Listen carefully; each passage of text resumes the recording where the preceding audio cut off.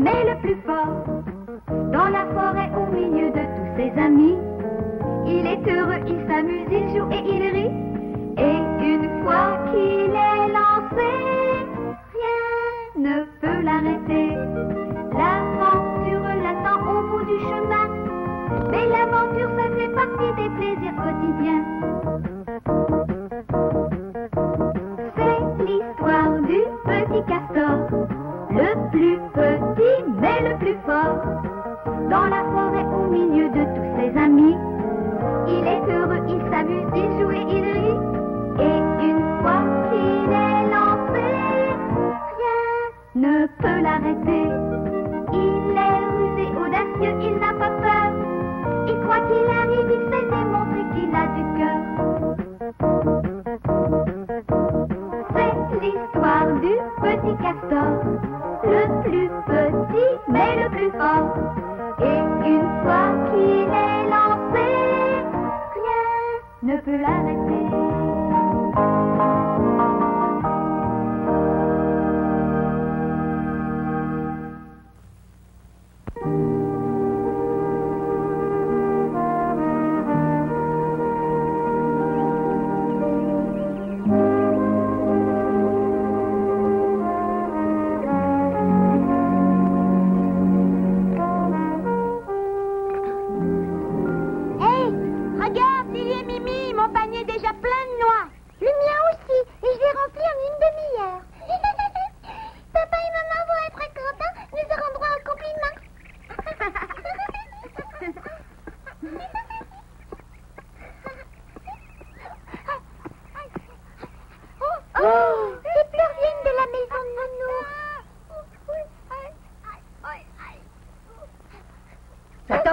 Je t'ai dit je ne sais combien de fois de ne pas aller là-bas et tu désobéis. Je te demande pardon, maman. Je te promets que je ne retournerai plus. Qu'est-ce que t'as encore fait, Nounou? Je vais vous le dire ce qu'il a fait, ce vilain garçon. Malgré mon interdiction, il est allé se promener dans les marais du diable. Au marais du diable, dites-vous? Il y a un endroit où il ne faut pas aller, c'est bien celui-là. Oui, t'as raison. On dit que des monstres vivent dans les profondeurs du marais. Ce n'est peut-être pas gentil de dire ça, mais Nounours est plutôt peureux. Et pour qu'il aille là-bas, il fallait qu'il soit presque obligé. Tu as été obligé? Non, personne m'a forcé à y aller, mais j'ai pas pu résister quand j'ai appris qu'il y avait une sirène là-bas. Une sirène dans le marais? Comme celle que l'on voit dans les livres d'images. Mais qui t'a dit qu'il y avait une sirène? Je l'ai appris de deux sources. Un oiseau qui avait survolé le marais et un vieux cerf qui campait dans la région. Bon, alors, qu'est-ce qui t'est arrivé? Réponds, Nounours, tu l'as vu cette sirène? Hein, tu l'as vu? Exactement, ouais. Eh bien, raconte, à quoi ça ressemble au juste? Ah ben, une sirène, ça ressemble à... Est-ce qu'elle avait de longs cheveux? Est-ce qu'elle avait une queue de poisson? Mais pour tout vous dire, je l'ai pas vue en détail. Tu l'as vu ou tu l'as pas vu? Oui, je l'ai vu, je te dis. Mais il y avait du brouillard sur le marais du diable et ça me cachait les détails. C'est vrai, Castor? Il y avait une sirène, mais c'est très intéressant. Je vais en parler à Garou. Garou! Je tiens à en avoir le cœur net, Nounours. Et le seul moyen, c'est d'aller voir au marais du diable moi-même. Hein? Tu veux aller là-bas? Moi aussi, je veux y aller. Je vous accompagnerai. Malgré tout, je n'irai pas sans autorisation parce que c'est dangereux. Il faut d'abord que j'en parle à mon père. Je vais en parler aussi.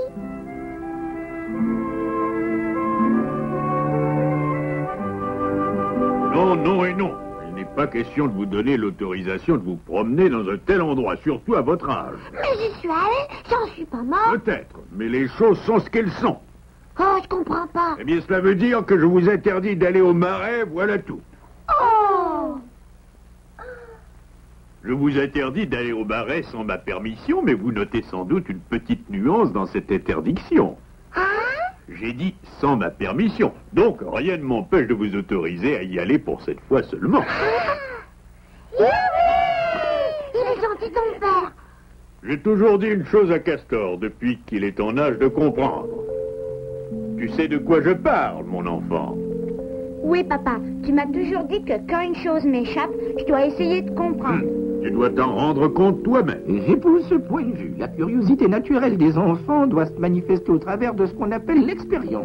Merci, Dr. Book. J'ai rien compris, mais vous devez avoir raison. Néanmoins, la curiosité ne doit pas être satisfaite au prix du danger, c'est-à-dire que les risques inutiles doivent être écartés. Nous sommes d'accord, monsieur Castor? Parfaitement d'accord. Tu as compris ce que dit le docteur. J'ai tout compris. Promis juré. Si vous êtes d'accord et si vous avez la permission de vos parents, rendez-vous près du Grand Pain demain matin au lever du jour. Près du Grand Pain. Maman, est-ce que je pourrais aller là-bas avec eux? Nous allons demander à ton père. Attendez-moi, je vais avec vous.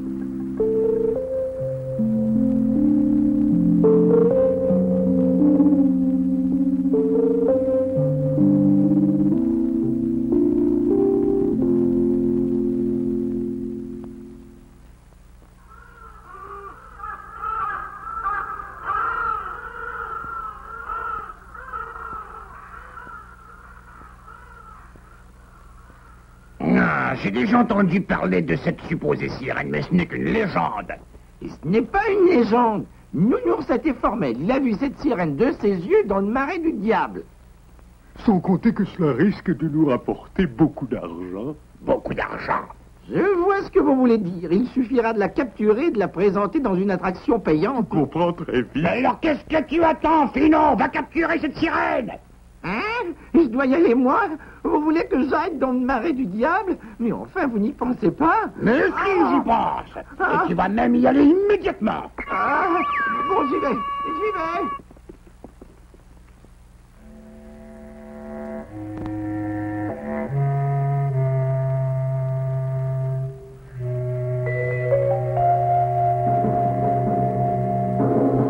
Mimi et Lily n'ont pas dû avoir la permission d'aller au marais du diable. Bon, ben, je compte jusqu'à 10, et si à 10, elles sont pas là, je partirai seule. 1, 2, 3, 4, 5, 6, 7, 8, 9, 10. 10. 10. Tant pis, je pars. Castor! Le voilà! Oh, Castor! J'ai eu la permission qu'au dernier moment. Si j'étais retourné tout seul, j'aurais encore une fessée. C'est l'intervention de ton père qui a convaincu maman et elle a convaincu papa. Bon, y a plus une minute à perdre. Montre-nous l'endroit où t'as vu la sirène, Nounours. D'accord, enfile indienne derrière moi. Je me suis rendu à votre proposition, monsieur Castor. Nous allons les surveiller de loin. Mais entre nous, docteur, est-ce que ça existe, les sirènes?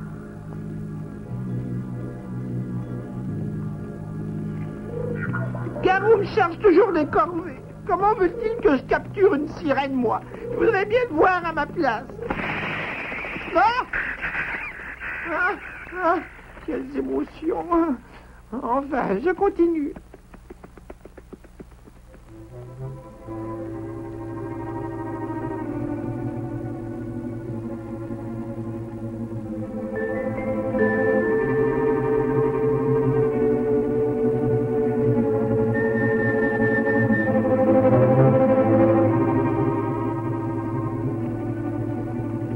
Tenez, vous voyez le rocher au milieu?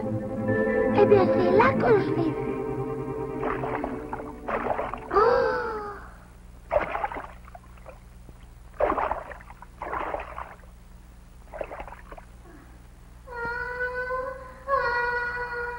Vous voyez ce que je vois? Ah, Nounours avait raison, il y a bel et bien une sirène. Toute la question est de savoir comment je vais réussir à l'attraper.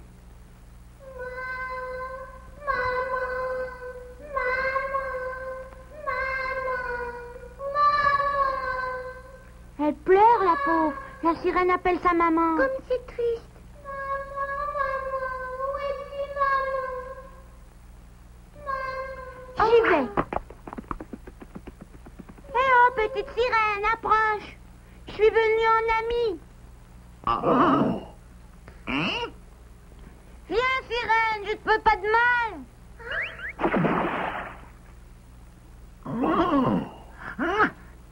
idiot, et il lui a fait peur. Nous ne la reverrons plus.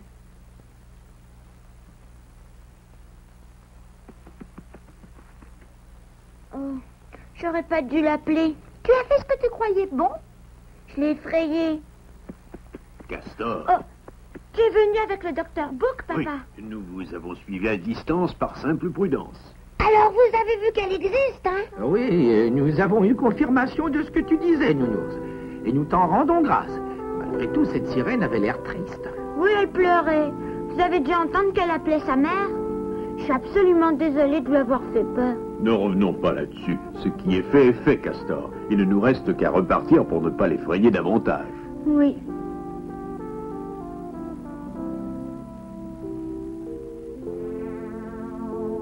Garou ne sera pas content si je reviens sans la sirène. Mais comment vais-je réussir à m'en emparer? Oh, j'ai une idée. Normalement, elle devrait mordre à la part.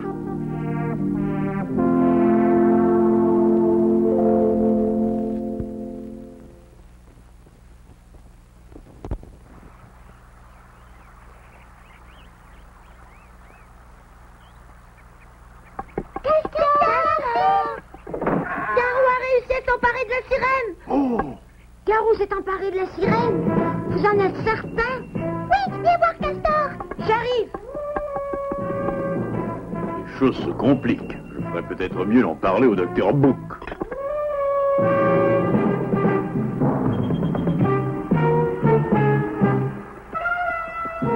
Regarde Castor, elle est là. Qu'est-ce que ça veut dire? Approchez, mesdames et messieurs, approchez. Vous allez être témoins d'une chose extraordinaire. Vous allez voir une vraie sirène. 10 noix pour voir une sirène, 10 noix par personne. Oui, dis-moi seulement. Du calme, il y en aura pour tout le monde. Le temps de régler quelques petits détails. Comment ose-t-il montrer une pauvre orpheline en spectacle? C'est absolument inadmissible.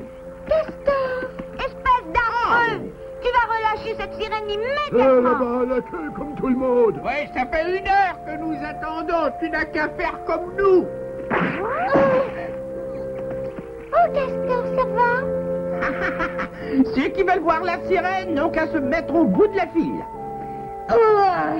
Ah, je vois. Monsieur voudrait entrer sans payer? Mais je regrette, mon ami. Ça coûte 10 noix, comptant. 10 noix comptant. Non, je peux te faire un prix. Tu vas voir.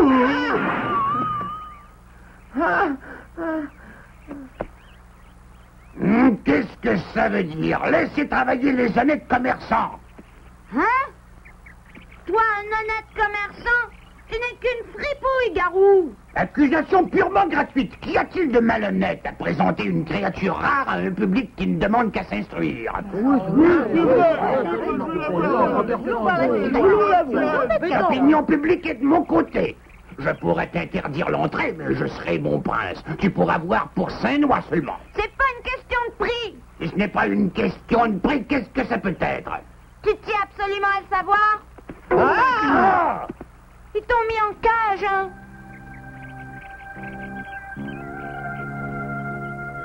Oh. Je vais te délivrer, petite sirène. Tu es très gentil, mais je ne suis pas une sirène. Hein? Si t'es pas une sirène, je peux te dire que tu y ressembles beaucoup. Je n'aime pas les resquilleurs qui entrent sans payer. Espèce d'affreux! Je vais m'occuper du cas de ce resquilleur. Faites entrer des spectateurs pendant ce temps-là et n'oubliez pas, 10 noix par personne. D'accord? Entrez. Nounours aurait un petit mot à vous dire. C'est moi qui ai découvert la sirène et je vais la délivrer. Tu ne vas rien délivrer du tout. Cette sirène nous appartient. J'ai l'impression qu'il ne veut pas entendre la voix de la raison. Dieu sait que je hais la violence, mais il arrive parfois que c'est la seule issue possible. Oh! Ah! Ah! Ah!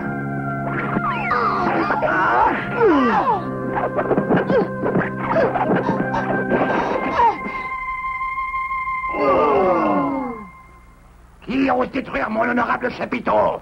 Allons-y.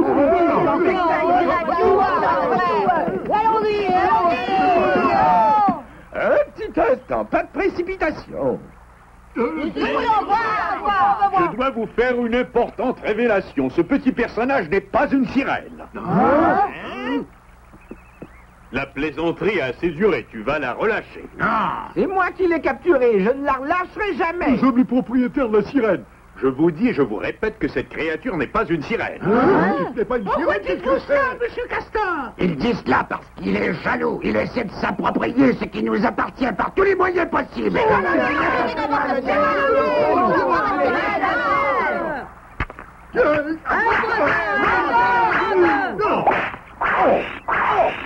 Oh, il jette des pierres sur papa. C'est ça, allez-y, continuez. Allez, continuez. Calmez-vous, calmez-vous. Je vous affirme que cette créature n'est pas une sirène. Elle fait partie de l'espèce des lamontins. Qu'est-ce que c'est que ça? Ouais, où a-t-il été chercher ce nom-là? Je me suis adressé au docteur Book après notre découverte et nous avons fait des recherches dans ses livres de sciences naturelles. Exactement, cette créature est un lamentin de l'espèce des siréniens. Qu'est-ce que c'est que cet animal? De l'espèce des siréniens? Et qu'est-ce que c'est un sirénien? C'est un mammifère marin que l'on appelle aussi dugong ou lamentin à cause de son cri. On a très souvent pris ces animaux-là pour des sirènes.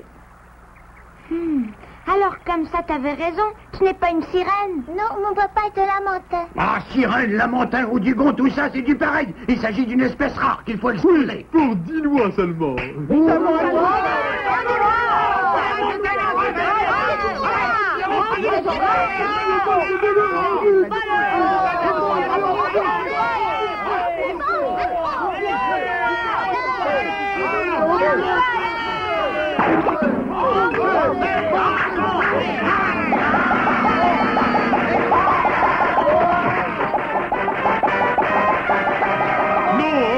Instant, Garou. Écoute, cette créature est un être vivant comme toi et comme vous tous. Alors pourquoi l'as-tu enfermée? Tu n'as pas à la priver de liberté. Regarde cette malheureuse dans sa cage. Tu n'as pas honte? Je ne pourrais pas savoir, moi. Que ça te serve de leçon pour la prochaine fois. Espèce d'affreux. Nounours, tu sais ce qu'il te reste à faire. Et comment, monsieur Castor? Voilà, ma petite, tu es libre maintenant.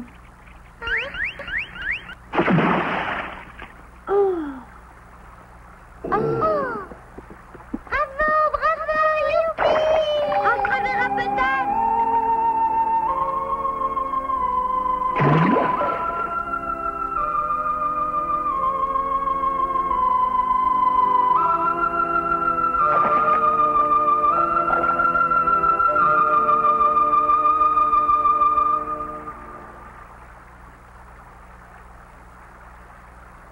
J'ai peur qu'elle ne garde un mauvais souvenir des habitants de la forêt. Et c'est possible, en effet. Néanmoins, elle se sera aperçue qu'il existe de braves gens, toujours prêts à aider des créatures en détresse. Même si ça avait été une vraie sirène, il n'y avait pas de raison de l'enfermer dans une cage, hein, papa? J'allais justement le dire, Castor. Un être vivant n'est pas fait pour être emprisonné. Elle est libre à présent. Malgré tout, je ne peux m'empêcher d'être inquiète à son sujet. C'est vrai ça, elle appelait sa maman. Maman. Oh. Maman.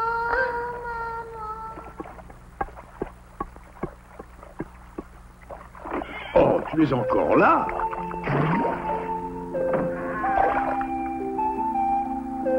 Je suis revenue parce que j'avais oublié de vous remercier. Je dois avouer qu'au début, j'ai cru que les habitants de la forêt étaient tous méchants. Mais je me suis aperçue qu'il y avait des braves gens dans le monde des terriens. Oui, heureusement. Ce que je comprends pas, c'est ce que tu faisais sur un rocher du marais du diable. Oh, l'histoire est simple. Je vais t'expliquer. J'ai perdu ma mère dans une tempête et je me suis retrouvée sur ce rocher. J'avais dû remonter la rivière sans m'en rendre compte. Pour moi, ce petit rocher au milieu du marais, c'était comme un îlot perdu au milieu de l'océan. C'est ça l'explication. Tu devais être désespérée. Grâce à vous, j'ai retrouvé courage. Je vais descendre le cours de la rivière jusqu'à la mer et je ferai l'impossible pour retrouver maman. Oui, tu vas la retrouver. Nous t'aiderons par la pensée. Merci, tu es très gentil, petit Castor. J'aimerais bien savoir une chose. Oui, que veux-tu savoir? Comment Finou et ses amis ont-ils réussi à t'attraper? Oh, c'est difficile à dire, mais je tenais à me faire des amis et... Maman!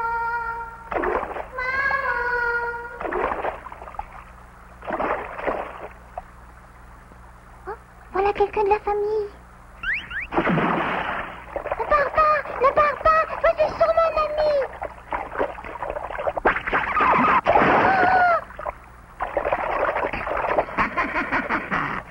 Et voilà le travail. Elle a mordu à la part. Ça ne m'étonne pas d'eux. Ils ont le vice dans la peau. Ceci dit, si par malheur t'arrives pas à retrouver ta maman, remonte le cours de la rivière et appelle-moi. Je t'aiderai à la chercher. Tu es vraiment gentil, Castor. J'aimerais faire connaissance de ta maman. Elle serait ravie de te connaître. Tu la trouverais très gentille. Tu l'embrasseras de ma part quand tu la verras.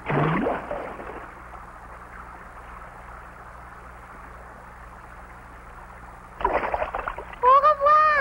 Et merci encore. Au revoir. Au revoir, à bientôt. Au revoir. Je reviendrai peut-être.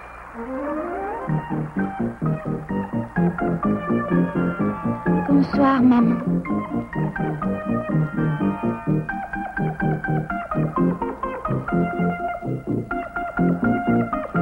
Comme c'est bon d'avoir une maman. Il est l'heure d'aller dormir. Oui.